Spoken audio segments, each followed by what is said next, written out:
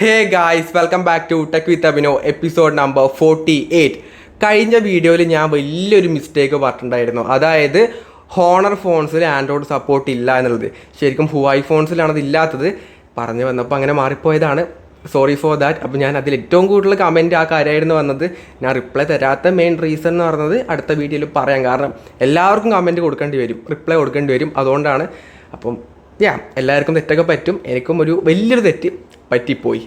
പിന്നെ ഓപ്പോ ഭയങ്കരമായിട്ട് മാറിയിടേ. കഴിഞ്ഞ K13 5G എന്ന ഫോൺ അവർ ഇറക്കിയിട്ടുണ്ടല്ലോ, ഞാനൊക്കെ ഇങ്ങനെ അന്തം വിട്ടുപോയി. അമ്മാതിരി സ്പെക്ക്.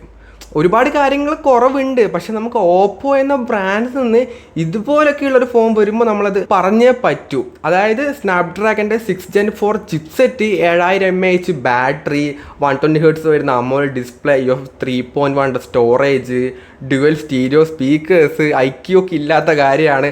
അപ്പം അതൊക്കെ കൊടുത്തിട്ട് 18,000 രൂപ ബഡ്ജറ്റിൽ ആ ഫോൺ ഇറക്കി.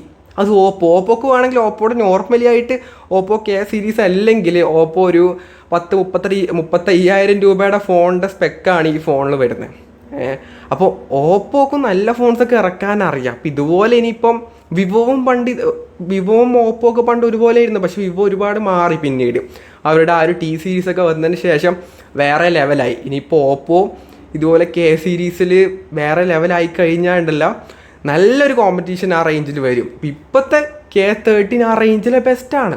റിയൽമി P3 ഒക്കെ അതിനൊരു കമ്പാരിസൺ വീഡിയോ ചെയ്യുന്നുണ്ട്. ഒരുപാട് കമൻസും വരാറുണ്ട് ഏതാണ് ബെസ്റ്റ് എന്ന് ചോദിച്ചിട്ട്. ഞാനങ്ങനെ റിപ്ലൈ കൊടുക്കാറില്ല, കാരണം വീഡിയോ വരുന്നുണ്ട്, അതിൽ ഡീറ്റെയിൽ ആയിട്ട് പറയുന്നുണ്ട്. അങ്ങനെ പെട്ടെന്നൊരു കമൻറ്റ് റിപ്ലൈ അങ്ങനെ കമ്പയർ ചെയ്ത് പറയാൻ വേണ്ടി പറ്റത്തില്ല. അപ്പം വീഡിയോ നമ്മൾ ചെയ്യുന്നുണ്ട്, വെയിറ്റ് ചെയ്യുക. അതുപോലെ തന്നെ ഇന്ത്യൻ റെയിൽവേയിൽ ATM, അതായത് ഓടുന്ന ATM, ട്രെയിനിൽ ATM ഇൻസ്റ്റാൾ ചെയ്തിട്ടുണ്ട്. കേരളത്തിലല്ല, അങ്ങ് മഹാരാഷ്ട്രയിലാണ് ഫസ്റ്റായിട്ട് ഒരു ട്രയൽ റൺ ചെയ്തിട്ടുള്ളത്. അതായത് ഇനിയിപ്പം ഓടുന്ന ATM. ശരിക്കും പറഞ്ഞ് ഇതൊക്കെ വെച്ച് കഴിഞ്ഞാൽ അങ്ങനെ നോർത്ത് ഇന്ത്യയിലാണ് എന്ത് വേണം സംഭവിക്കുക. കാരണം ഇതൊക്കെ എടുത്തിട്ട് പോകുന്നവന്മാരുണ്ട്. ഇപ്പം തന്നെ ഞാൻ ചില ന്യൂസൊക്കെ കണ്ടിട്ടുണ്ടായി. അതായത് ATM മെഷീനാണെന്ന് വെച്ചിട്ട് പാസ്ബുക്കിൻ്റെ മെഷീനൊക്കെ എടുത്ത് കൊണ്ടുപോയവന്മാരുണ്ട്. അത്രക്കും ദാരിദ്ര്യം പിടിച്ചവരുണ്ട്. അപ്പം ATM ട്രെയിനിൽ ഒരിക്കലും സേഫേ അല്ലാത്ത കാര്യമാണ്. നമ്മൾ കേരളം വിട്ടേക്ക് അതൊന്നും പറയാനും പറ്റത്തില്ല.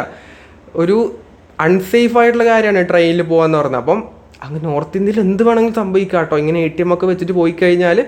പക്ഷെ നല്ല കാര്യമാണ് ATM. ഇപ്പം വലിയ യൂസ്ഫുള്ളൊന്നും ഇല്ലാത്ത കാര്യമാണ്. കാരണം എല്ലാവരും ഈ UPI പേയ്മെൻ്റ് ഒക്കെ ചെയ്യുന്ന സമയത്ത് ATM യൂസ് ഭയങ്കര കുറവാണ്.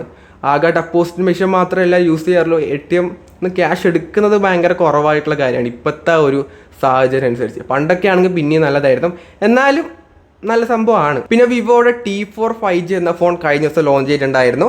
IQയുടെ C10 ഒരു റീബ്രാൻഡ് ആയിട്ടുള്ള മോഡലാണ്. പ്രൈസും എല്ലാം സെയിം ആണ്, ഒരു വ്യത്യാസവും ഇല്ല.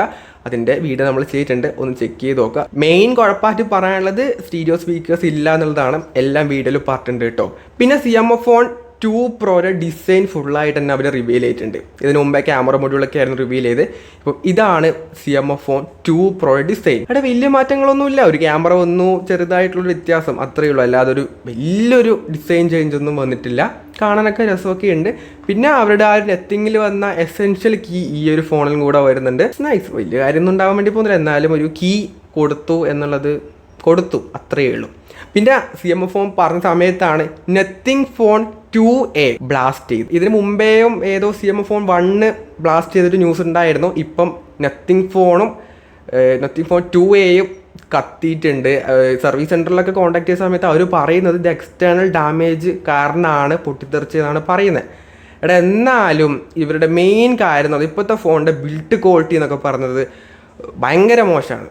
കാര്യം പറയാൻ, ഇതൊക്കെ ഒരു പ്ലാസ്റ്റിക് ബിൽഡായിട്ടാണ് വരുന്നത്. അതുകൊണ്ട് തന്നെ എക്സ്റ്റേണൽ ഡാമേജ് വന്നാൽ അതൊരു അവർ മാറ്റിത്തരേണ്ട സംഭവമാണ് ഇങ്ങനെ ബ്ലാസ്റ്റ് ചെയ്ത് കഴിഞ്ഞാൽ. പിന്നെ ചാർജർ ഇല്ല.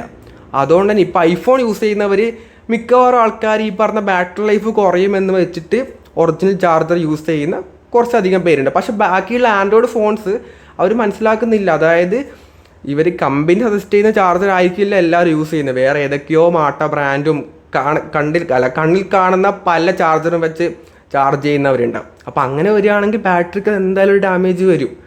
എന്നാൽ പ്രോപ്പറായിട്ട് ചാർജർ ഫോൺ വെച്ച് കൊടുത്തു കഴിഞ്ഞാൽ പിന്നെയും ആ ഒരു വലിയൊരു ഇഷ്യൂ ഒഴിവാക്കാൻ വേണ്ടി പറ്റുന്നതായിരിക്കും. എന്തായാലും ഇനി തരാൻ വേണ്ടി പോകുന്നില്ല ഈ ബ്രാൻഡൊന്നും. ഒഴിവാക്കിയവരെന്തായാലും ഇനിയും ചാർജർ കൊണ്ടുവരണമെങ്കിൽ അതിപ്പം അങ്ങനെ ഒരു നിയമം വന്നാൽ മാത്രമേ അത് വരുള്ളൂ. അല്ലാത്ത രീതിയിൽ അവർ സ്വയമേ ആ പറയുന്ന ചാർജറൊന്നും കൊടുക്കത്തൊന്നുമില്ല. ഇങ്ങനെ ഒരുപാട് ഇഷ്യൂ ഉണ്ട്. ഒരു ഫോൺ പൊട്ടിത്തെറിച്ച് കഴിഞ്ഞാൽ അത് കമ്പനി അക്സെപ്റ്റ് ചെയ്യണം. അല്ലാതെ ചുമ്മാ അത് എക്സ്റ്റേണൽ ഡാമേജ് ഉണ്ടായത് കൊണ്ടാണ് എന്ന് പറയുന്നതിൽ വലിയ കാര്യമൊന്നുമില്ലടെ. നിങ്ങളുടെ ഒപ്പീനിയൻ എന്തായാലും കമൻറ്റ് ചെയ്യാം കേട്ടോ. പിന്നെ സാംസങ്ങിൻ്റെ ഗാലക്സി A73 എന്ന ഫോൺ ഇപ്പം റീസെൻ്റ് ആയിട്ട് ഒരു ഫോണിനും കൂടിയിട്ട്, ഒരു ഫോൺ ഇപ്പം ഒഫീഷ്യലായിട്ട് ഇങ്ങനെ സോഷ്യൽ മീഡിയയിൽ വരുന്നതാണ്, അതല്ലാതെ എത്ര പേർക്ക് ഉണ്ടാവുമെന്ന് അറിയത്തില്ല, ഗ്രീൻ ലൈൻ വന്നു. ഇപ്പം ഏറ്റവും കൂടുതൽ റീസെൻ്റ് ആയിട്ട് കേൾക്കുന്ന കാര്യം സാംസങ്ങിൻ്റെ ഫോൺസിനാണ് ഈ പറഞ്ഞ ഗ്രീൻ ലൈൻ വരുന്നത്. ബാക്കിയുള്ള ബ്രാൻഡ് നമ്മളങ്ങനെ കേൾക്കുന്ന കുറഞ്ഞു ഉണ്ടാവും. കാരണം ഞാൻ തന്നെ പല ആൾക്കാരുടെ കയ്യിലും ഫോൺസിൽ ഗ്രീൻ ലൈൻ വെച്ചുകൊണ്ട് യൂസ് ചെയ്യുന്നവരുണ്ടാവും. എനിക്ക് തോന്നുന്നു കുറച്ചും കൂടെ ഈ രീതിയിലുള്ള വീഡിയോസ് ഒന്നും കാണാത്തവർക്ക് ഇതങ്ങനെ അറിയണം എന്നില്ല. അതായത് ഇപ്പോൾ ഗ്രീൻ ലൈൻ വന്ന് കഴിഞ്ഞാൽ മെയിൽ ചെയ്ത് അങ്ങനെ ഒരുപാട് ബാക്കിൽ സ്ട്രഗിൾ ചെയ്ത് കഴിഞ്ഞാൽ അവർ മാറ്റി തരും എന്നുള്ള കാര്യം ഒട്ടുമിക്ക പേർക്കും അറിയുന്നുണ്ടാവില്ല. അവർ വേണമെങ്കിൽ സർവീസ് സെൻറ്ററിൽ പോയിട്ട് ഇങ്ങനെ വന്നു അപ്പോൾ ഒരു സോഫ്റ്റ്വെയർ അപ്ഡേറ്റ് ആയിട്ട് വാറണ്ടി കിട്ടത്തില്ല എന്ന് പറയുമ്പോൾ അത് അവർ വെച്ച് യൂസ് ചെയ്യും, മാറ്റാൻ വേണ്ടി നോക്കത്തില്ല. അത്യാവശ്യം അതിൻ്റെ പ്രൈസൊക്കെ അറിയുന്ന സമയത്ത് പിന്നെ മാറ്റാമെന്ന് വെച്ച് യൂസ് ചെയ്യുന്നവരായിരിക്കും. ശരിക്കും പറഞ്ഞാൽ നിങ്ങൾ ഗ്രീൻ ലൈൻ വന്നു കഴിഞ്ഞാൽ നിങ്ങൾ ഒരുപാട് കരഞ്ഞ് കാല് പിടിച്ച് കഴിഞ്ഞാൽ അവർ മാറ്റി തരുന്ന കാര്യമാണ്. കുറച്ചധികം പണി ഉണ്ടെന്നേ ഉള്ളൂ. നിങ്ങളൊന്ന് ആലോചിച്ച് നോക്കുക. സാംസങ്ങിൻ്റെ ഇപ്പോൾ ഏറ്റവും കൂടുതൽ റീസെൻ്റായിട്ട് വരുന്നത് S23 എന്ന മോഡലാണ്. ആ ഒരു ഫോൺ ഇപ്പം റീസെൻ്റായിട്ട് വാങ്ങിയവരൊക്കെ അല്ല ഈ പറഞ്ഞ ഗ്രീൻ ലൈൻ വരുന്നത്. ഒരു വർഷം കഴിഞ്ഞ് വാറണ്ടി കഴിഞ്ഞവർക്കാണ് ഗ്രീൻ ലൈൻ വരുന്നത്. അങ്ങനെ ഒരു വർഷം മുമ്പേ വാങ്ങിയ ഒരു പ്രൈസ് ആയിരിക്കുമല്ലോ, 80,000, 25,000, 70,000. ആ പ്രൈസ് കൊടുത്ത് വാങ്ങുന്നവർ ഈ ഗ്രീൻ ലൈൻ വന്ന് കഴിഞ്ഞാൽ പിന്നെ അവർക്ക് മെയിൽ ചെയ്ത് ഒരു ഒന്നൊന്നരാഴ്ച ഇതിൻ്റെ പുറകെ പോയിട്ട് ലാസ്റ്റായിരിക്കും മാറ്റിത്തരാം, ഒരു എന്താ പറയുക സർവീസിന് വേണ്ടിയുള്ള ഒരു 500-600 രൂപ മാത്രം കൊടുത്താൽ മതി എന്ന് പറഞ്ഞാൽ ശരിയായിട്ടുള്ള കാര്യമാണ്. അതായത് നമ്മൾ ഇത്രയും പൈസ മുടക്കിയിട്ട് ഇത്രയും വലിയൊരു ബ്രാൻഡ് ഫോൺ വാങ്ങിച്ചിട്ട് ലാസ്റ്റ് ഇങ്ങനത്തെ ഒരു ഇഷ്യൂ അപ്ഡേറ്റ് കാരണം വന്നതിന് ശേഷം അവരുടെ പുറകെ പോയി മാറ്റിത്താ എന്ന് പറയുന്നത് ഭയങ്കര ബുദ്ധിമുട്ടുള്ള കാര്യമാണ്. ഒരിക്കലും അത് അക്സെപ്റ്റ് ചെയ്യാൻ പറ്റാത്ത കാര്യമാണ്. ബാക്കി ഇപ്പം OnePlus ഒക്കെ അത് അക്സെപ്റ്റ് ചെയ്തു. ഇപ്പം ഐഫോണിനും ഇങ്ങനെ ഇപ്പം വരുന്ന ഒരു കാര്യം കുറവാണ്. സാംസങ്ങിനാണ് ഇപ്പോൾ ഏറ്റവും കൂടുതൽ ഗ്രീൻ ലൈൻ ഇഷ്യൂ എന്ന് പറഞ്ഞ സംഭവം വരുന്നത്. ഇപ്പോൾ സാംസങ്ങിൻ്റെ S22 വരെയുള്ള ഫോൺസിന് അവരിപ്പം ഈ വർഷം വരെ അവർ റീപ്ലേസ്മെൻറ്റ് ചെയ്ത് കൊടുക്കുന്നുണ്ട്. പക്ഷേ ബാക്കിയുള്ള ഫോൺസിന് അവർ അക്സെപ്റ്റ് ചെയ്ത് മാറ്റി കൊടുക്കണം. അതുവരെ വെയിറ്റ് ചെയ്യാൻ ഒരാൾക്കും പറ്റത്തില്ല. അത്രയും പൈസ കൊടുത്തിട്ടാണ് ഒരാളുടെ ഫോൺ വാങ്ങുന്നത്. അപ്പോൾ അതൊന്നും ഒരു ശരിയായിട്ടുള്ള കാര്യമല്ല. ഒരു ഗ്രീൻ ലൈൻ വന്നു കഴിഞ്ഞാൽ അതപ്പം മാറ്റി കൊടുക്കണം. അല്ലാതെ പോയിട്ട് അയ്യോ മാറ്റിത്താന്ന് പറയുന്നത് എന്തിൻ്റെ ആവശ്യം? ഇത്രയും പൈസ കൊടുത്തിട്ട് ഒരാൾ ഫോൺ വാങ്ങിച്ചിട്ട് അതിനൊരു ആവശ്യമേ ഇല്ല. അങ്ങനെ പോയി ചോദിക്കേണ്ട ആവശ്യമുണ്ടോ? സർവീസ് സെൻറ്ററിൽ വിളിക്കുക, പോവും മാറ്റുക, അങ്ങനെ വേണം. അല്ലാതെ കുറേ നാൾ പോയി കാല് പിടിച്ചിട്ട് അവസാനം മാറ്റിത്തരാമെന്ന് പറയുന്നത് അവർ കാല് പിടിക്കേണ്ട ഒരു ആവശ്യവും നമുക്കില്ല. അതുകൊണ്ട് കമ്പനീസ് ഇതൊക്കെ അറിഞ്ഞിട്ട് പ്രോപ്പറായിട്ട് മാറ്റിത്തരണം, ഇങ്ങനെ ഇഷ്യൂ വരുന്നത്. അതൊക്കെ OnePlus ഒക്കെ തന്നെ പ്രോപ്പറായിട്ട് അത് ചെയ്തിട്ടുണ്ട്. അല്ലെങ്കിൽ അവർക്ക് പിടിച്ചിക്കാൻ വേണ്ടി പറ്റത്തില്ല. എന്നാലും അങ്ങനെയുള്ള കാര്യങ്ങൾ എല്ലാ ബ്രാൻഡും ചെയ്യണം. എസ്പെഷ്യലി സാംസങ്ങിന് ഇപ്പോൾ ഏറ്റവും കൂടുതൽ ഗ്രീൻ ലൈൻ വരുന്നത്. പിന്നെ സാംസങ്ങിൻ്റെ പുതിയ ഫോൺ കൂടെ വരുന്നുണ്ട്. സാംസങ്ങിൻ്റെ ഗാലക്സി M36 5G എന്ന മോഡലാണ്. ഇതിൻ്റെ പ്രൊസസ്സർ ലീക്കായിട്ടുണ്ട്. അതായത് എക്സിനോസിൻ്റെ 1380 എന്ന ഇപ്പോൾ ഉള്ള 35 ആ സെയിം ചിപ്സെറ്റായിട്ടാണ് ഈ ഫോൺ വരുന്നത്. പ്രീവിയസ് ആയിട്ടുള്ള മോഡൽ എടുത്തു നോക്കിക്കഴിഞ്ഞാൽ 33-ലും 34-ലും 1280 സെയിം പ്രൊസസ്സറായിരുന്നു ഉണ്ടായത്. ഇനിയിപ്പം 35-ലും 36-ലും സെയിം ആണ്. എക്സിനോസ് ആണ്. 20,000 രൂപ റേഞ്ചിലൊക്കെ ആയിരുന്നു ഈ ഫോൺ ഇറങ്ങിയത്. വലിയ ഗുണമൊന്നും ഉണ്ടാവാൻ വേണ്ടി പോകുന്നില്ല. എക്സിനോസ് എന്ന് പറയുമ്പോൾ ആൾക്കാർക്ക് എന്നുള്ളൊരു ഇത് കാര്യമാണ്.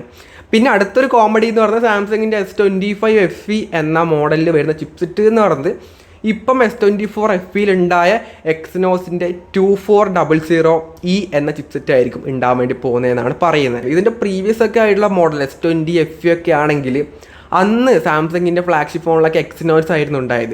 ഇതൊരു ഫാൻ എഡിഷൻ പോലെ ഇറക്കിയിട്ട് അതിൽ സ്നാപ്ഡ്രാഗൺ ആയിരുന്നു പണ്ടൊക്കെ ഉണ്ടായത്. പക്ഷേ ഇപ്പോൾ വന്ന് ഇതെന്തിനോ വേണ്ടി ഇറക്കുന്നൊരു മോഡലായിട്ടാണ് എനിക്ക് തോന്നിയിട്ടുള്ളത്. കാരണം ഇറക്കുന്നതേ ഭയങ്കര വലിയ പ്രൈസിലായിരിക്കും, പിന്നെ കുറേ കഴിഞ്ഞ് പൈസ കുറക്കും, എന്തൊക്കെയോ ആ സാംസങ് കാണിച്ചു കൂട്ടുന്നത്. ഒന്നും എനിക്ക് മനസ്സിലാവുന്നില്ല കേട്ടോ. ഈ ഫോണും സെയിം ചിപ്സെറ്റൊക്കെ ആയിട്ട് വന്നാൽ എന്തിനി? അല്ലെങ്കിലേ സെയിം ഡിസൈനാണ്, ഒരു മാറ്റങ്ങളും ഇല്ല, ക്യാമറ ഒക്കെ സെയിമാണ്. പിന്നെ വെറുതെ ഒരു ഫോൺ ഇറക്കുന്നതിൻ്റെ ഒരു കാര്യം മനസ്സിലാവുന്നില്ല കേട്ടോ. പണ്ടൊക്കെയാണെങ്കിൽ FE എന്ന് പറയുന്ന ഫോൺ നല്ലതായിരുന്നു. ഇപ്പോഴത്തെ S24 FE ഒക്കെ എന്തുവാ, അത് ഒരു കാര്യമില്ലാത്ത ഫോണാണ്, ഒരു കാര്യമില്ല. അതൊന്നും പോയി എടുത്തേക്കല്ല കേട്ടോ. പ്രൈസ് കുറഞ്ഞാലും അതൊരു വേർത്തായിട്ടുള്ള പ്രൊഡക്റ്റായിട്ട് എനിക്ക് തോന്നിയിട്ടേ ഇല്ല. കാരണം അതിൻ്റെ S23 S24 ഒക്കെ ആ പ്രൈസിന് കിട്ടുമ്പോൾ ആരെങ്കിലൊക്കെ ആ ഫോൺ പോയി എടുക്കുമോ? ഒരു കാര്യമില്ല. അതിനെക്കാട്ടി ബെറ്റർ ആയിട്ടുള്ള ഫോൺ ആ പ്രൈസ് റേഞ്ച് കിട്ടുമ്പോൾ ഈ FE എന്ന് പറഞ്ഞ ഫോൺ എന്തിനാണ് ഇറക്കുന്നത്? എന്തെങ്കിലും ഒരു കാര്യം വേണ്ടേ വാങ്ങാൻ വേണ്ടിയിട്ട്? ഒരു കാര്യം അതിലില്ല. അപ്പോൾ ഇത്രയും ടെക് ന്യൂസാണ് നമുക്ക് ഇന്ന് പറയാനുള്ളത്. ഒരുപാട് ഫോൺസ് പൊട്ടിത്തെറിക്കുന്നു, ഒരുപാട് ഫോൺസ് ഗ്രീൻ ലൈൻ വരുന്നു, ഫോൺസിനൊക്കെ ഒരുപാട് ഇഷ്യൂസ് വരുന്നു. പക്ഷേ ബ്രാൻഡ് അതൊന്നും നോക്കാതെ ഓരോരോ ദിവസം ഫോൺ ഇറക്കിക്കൊണ്ടേയിരിക്കുകയാണ്. അതാണ് ഇവർ ഇതൊന്നും നോക്കുന്നില്ല. അതായത് ഫോൺ ഇറക്കുക, അതാണ് ഇവർ പരിപാടി. അതിന് ശേഷം ആഫ്റ്റർ സർവീസ് എന്താണോ അത് നമ്മൾ സഹിക്കണം. അങ്ങനത്തെ ഒരു പരിപാടിയാണ് ഇപ്പം ഒട്ടുമിക്ക സ്മാർട്ട് ഫോൺ ബ്രാൻഡും ചെയ്യുന്ന കാര്യം എന്ന് പറഞ്ഞാൽ. നിങ്ങളുടെ ഒപ്പീനിയൻ എന്തായാലും കമൻറ്റ് ചെയ്യാം കേട്ടോ. അപ്പോൾ ഈ ഒരു വീഡിയോസ് ഫുൾ ആണെങ്കിൽ ലൈക്ക് ചെയ്യുക, ഷെയർ ചെയ്യുക, സബ്സ്ക്രൈബ് ചെയ്യുക. So it's fund Abhinav signing off. By.